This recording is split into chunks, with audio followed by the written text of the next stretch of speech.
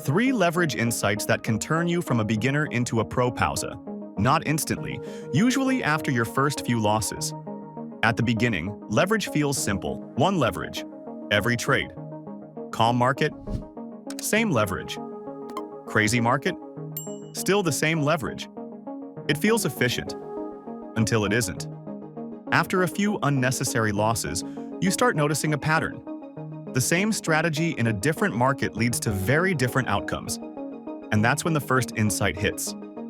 Leverage was never about confidence. It was about market conditions. When the market is highly volatile, lower leverage makes more sense. But here's the part most beginners miss. When the market barely moves, leverage becomes a tool, not a risk. In low volatility markets, higher leverage is often the only way to make small price movements meaningful. A 1% price move with 100 times leverage is roughly a 100% change in position value. That's why Margex allow you to trade with leverage up to times 100. Not to trade recklessly, but to adapt to different market conditions, especially when the market is flat. High volatility. Protect your position. Low volatility. Leverage becomes the tool. This was the first realization. More coming next.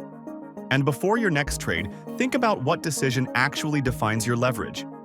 Subscribe to Margex for more trading insights.